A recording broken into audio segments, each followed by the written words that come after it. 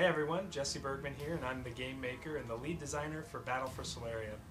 The purpose of this video is to talk a little bit about the mechanics of the game, discuss with you all the things that make Sularia different and unique from other card games on the market today.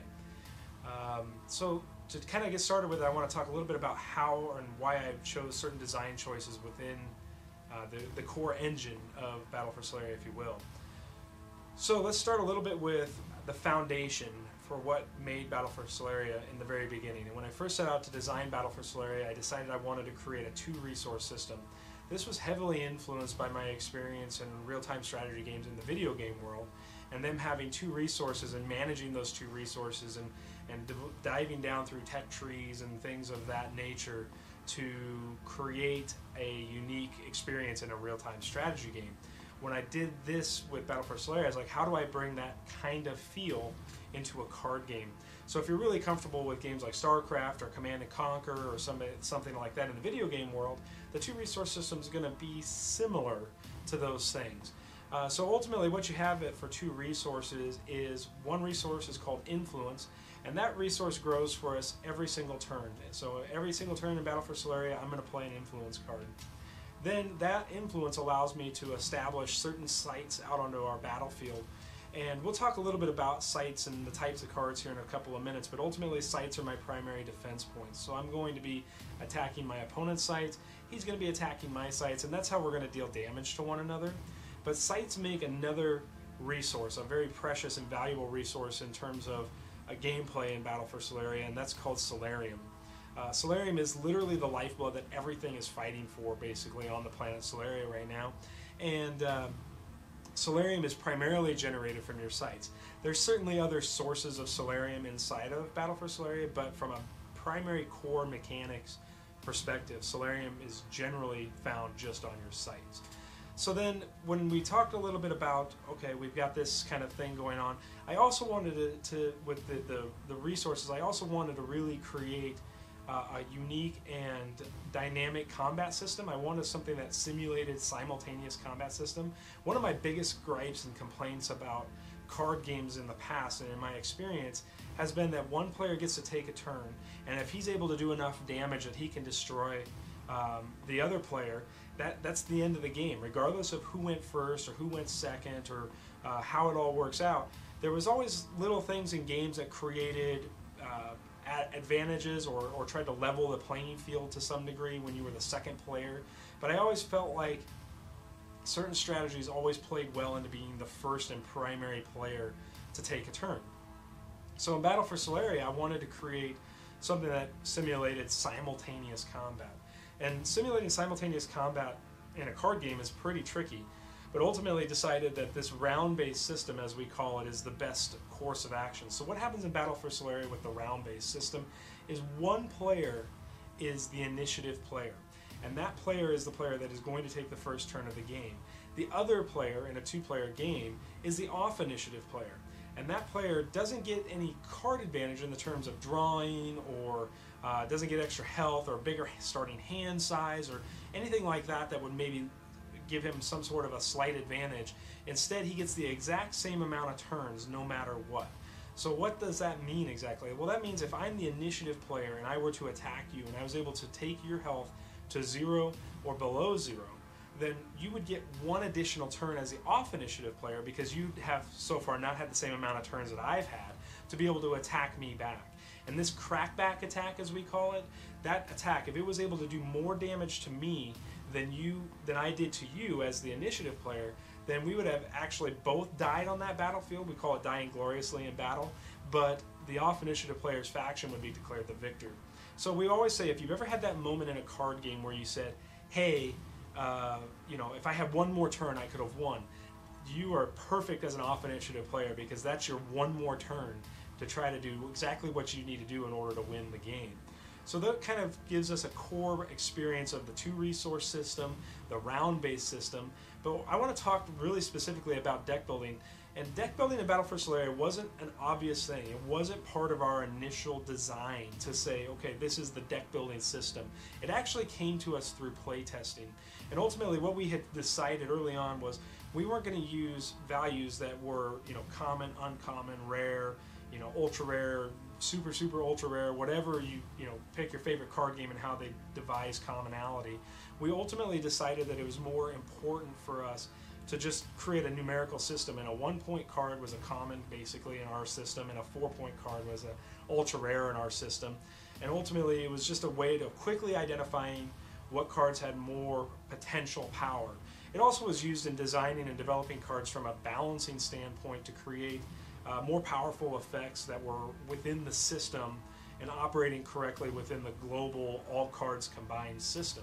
So that system worked out pretty well. It was just a way of identifying, which cards were which. And of course, when we first started playtesting with all of our playtesters almost 2 years ago, we gave them all the cards to work with and said, here you go, make whatever you want to make, build what you want to build.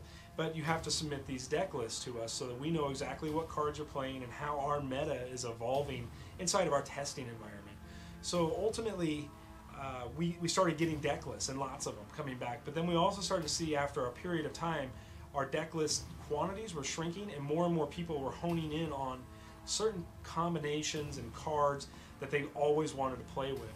And that is not the diversity we wanted to have in Battle for Sularia. We really wanted to create a more diverse meta, and something that gave every card, everything from that 1-point card that's usually considered a throwaway, all the way up to a 4-point card, which is obviously very powerful value. But also, I'm a big proponent of risk reward systems. So I wanted you to say, okay, if I'm playing a 4-point card, what's my risk in using this 4-point card? What's my risk in using this 3-point card? And so we developed and devised a system called the 60-90 system. And the 60-90 system says that every deck has to have a minimum of 60 cards. You can never have less than 60 cards in a deck.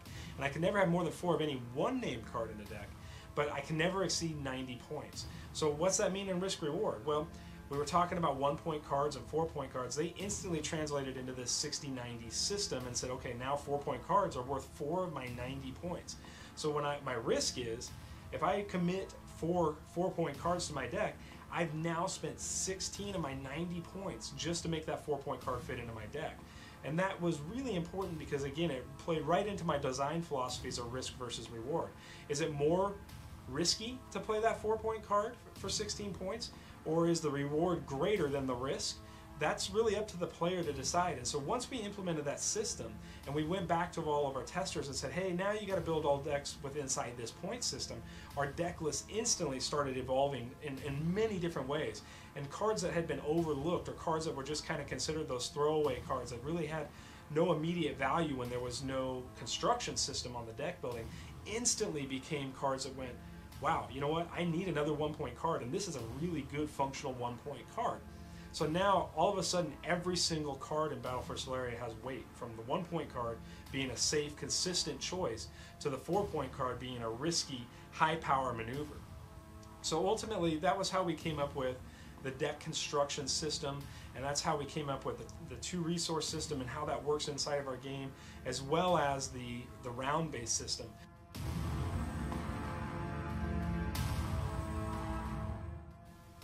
So I'm going to talk about the 4 types of cards in Battle for Sularia.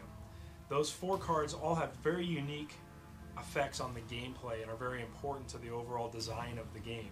So the first card I want to talk about today is a condition card. And condition cards are revealed from our influence row. And I don't want to get into a lot of the mechanics of how you reveal the cards and do those kinds of things. We have our turn tutorial video and we have our gameplay video that show those things happening and really explain those in greater detail. But ultimately, condition cards give some sort of permanent, ongoing change to the game, and they offer very powerful effects within the realm of their scope and design. So then, the second card I want to talk about is a tactic card. And tactic cards, on the other hand, are unlike condition cards in the sense that tactic cards do something very, very powerful for the turn that they're played. Not the round, but the turn. So while a condition card does something all the way around, through the whole round and through the remainder of the game, a tactic card is very specific to the turn that it's used in. And tactic cards can be used on my turn and my opponent's turn. So can condition cards, but ultimately condition cards are better typically on my own round. But sometimes they do have some adverse effects that I want to surprise my opponent with as well. So tactic cards, again, give me that one-time hit, they do something really, really powerful, and then they're either discarded to my damage pile or they stay as an upright influence point in my influence row. And again, you'll see more of that in our tutorial videos. So then the third type of card in Battle for Sularia is probably arguably the most important card, and that's the sight card. So the sight card is my primary line of defense. Every time I play a sight, it helps mitigate damage that I would potentially take directly. In turn, my opponent has to be able to go through sights to do damage to me. So it's very, very important to play great defensive sights and certain specific strategies in order to create the best line of defense I possibly can. But sights serve a second really valuable part of the components of the game, and I mentioned it earlier when I talked about the 2 resource system, but they make Solarium.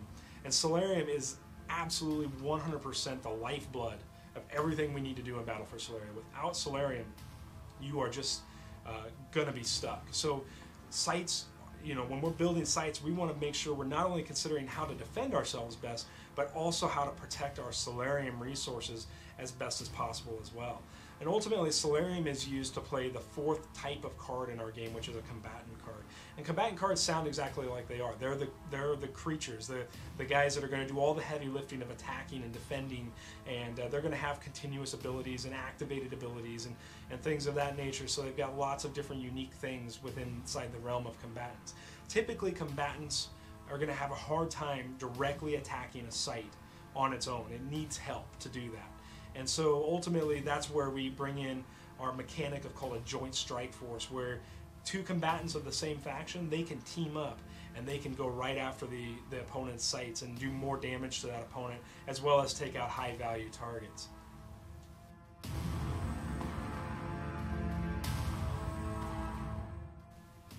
So you've heard about game mechanics now in this video. You've heard about the 2 resource system, the round-based system, the 60-90 deck construction system, the 4 types of cards. Now I want to talk a little bit about faction design philosophy. So ultimately, when I was building the factions for Sularia, and before we kind of got into a lot of the lore, I wanted to create certain experiences inside each faction. And then ultimately they got shaped and further developed in conjunction with John's lore. So if you want to understand how the lore and the game mechanics all tie together, they kind of work together to create the experience that we wanted.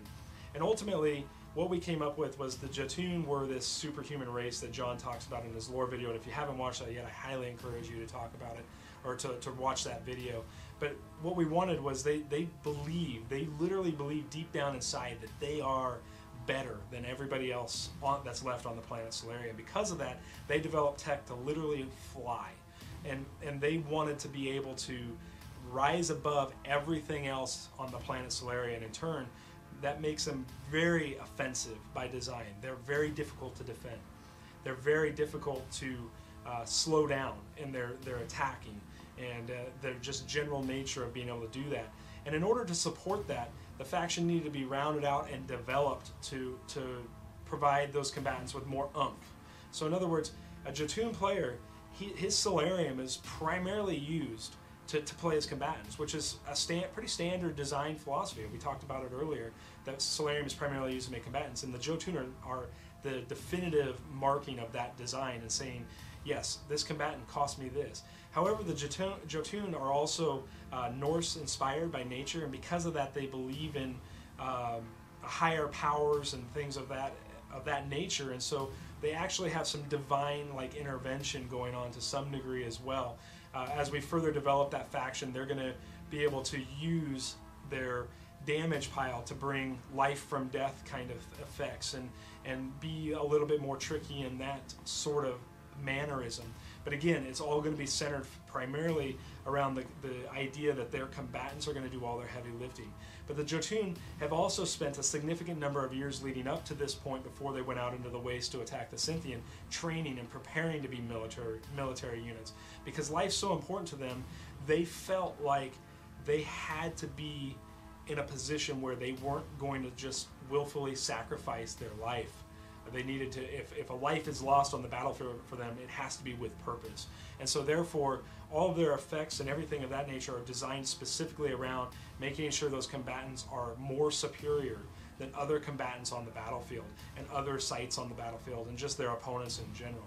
So now the Synthien, on the other hand, though, are very, very mining and builder-esque. So John talked a lot about in his video, their faction design was designed around building and mining and creating, whereas the Jotune are raiding and destroying.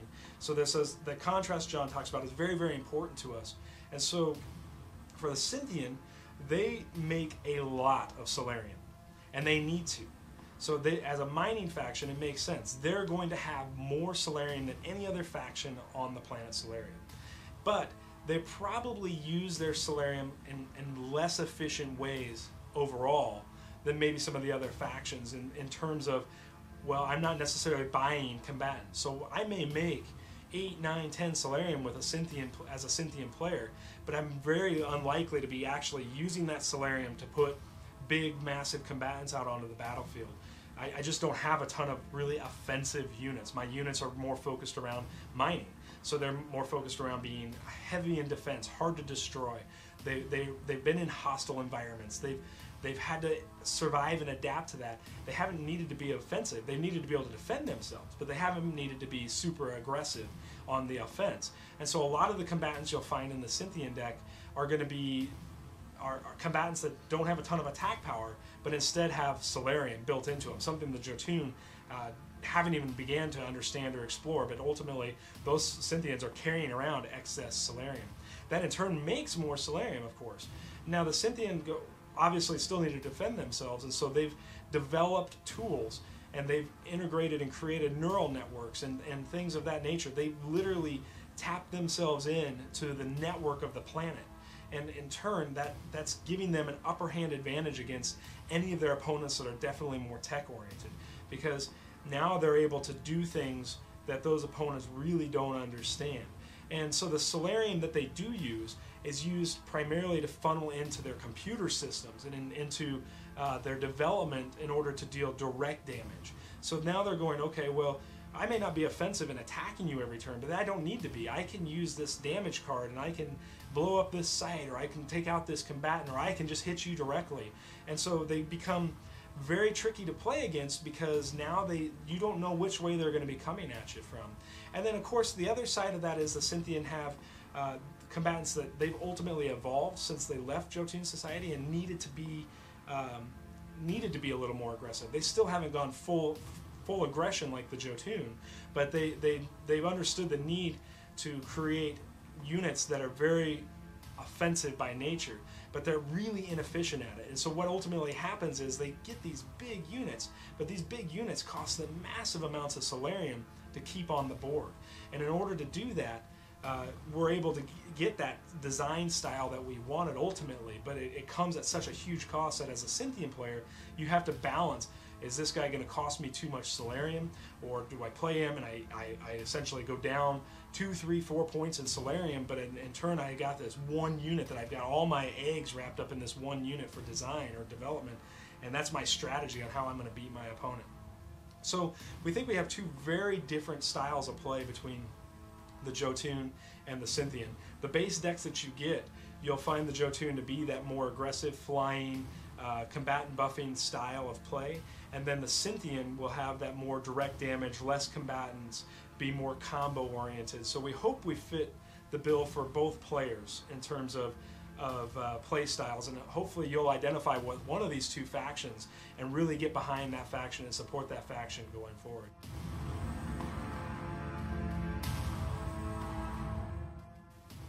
So you've heard about the Jotune design philosophy, you've heard about the Synthien design philosophy, you've heard about the 3 different key mechanics that are in the game system for Battle for Sularia, but there's a faction that we've really left up for a lot of interpretation so far, and I really want to dive into what makes this faction unique. It's called the Mercenary faction. And from a design standpoint, we ultimately decided each faction's got its strengths and weaknesses. The Jotune are really good at this, and they're really weak at this, and the Synthien are really good at this, but they're weak at this. And so we needed something to fill the gaps and round out decks so that the play was the experience that we wanted it from a play experience. And that's where the Mercenary faction really comes in. Now the downside to the Mercenary faction, of course, is that they don't do it for cheap. Mercenaries are always out for hire. They don't work for free. And so therefore, when you get a Mercenary card to put into one of your decks, it typically doesn't perform as well as a faction-specific card that would do the same thing. So if a faction's really good at, say, shutting down an opponent's combatant, and the Mercenary have that kind of card available to them, they can do it, but they can't do it anywhere near as well as the faction could do it. So it may not be able to be played as soon, it may cost more in your deck construction, it may be both of those things. So then ultimately, yeah, I can put that into, say, a Jotune deck, which has very limited abilities to be anti-control, and say, okay, yeah, you're going to control me, and I know I'm weak to control, so therefore I need to put this card in that says, yeah, I can't be controlled as easily. But the downside to that is that it costs me more in deck construction, or it comes out later in the game. It does a number of things that are very less, I call them suboptimal compared to the factions in specific that can do that. So the Mercenary faction, while powerful, because let's face it, anytime I can put any mechanic into a faction that ultimately makes it a weakness, makes that card very powerful. The risk reward is how much does it cost in your deck construction, and how soon does it affect the game, and ultimately how does that play into everything. So we think Mercenary cards really give a lot of diversity into designing decks and understanding what is my faction weak at, what do I not want to face as a player of this particular faction, and can the Mercenaries fix that for me? And if so, what's it going to cost me to do that? And is it worth it? Or do I just make it an acceptable loss? So the Mercenary cards are really, really important to us overall, and just helping round out overall deck designs and round out the overall gameplay experience for a player.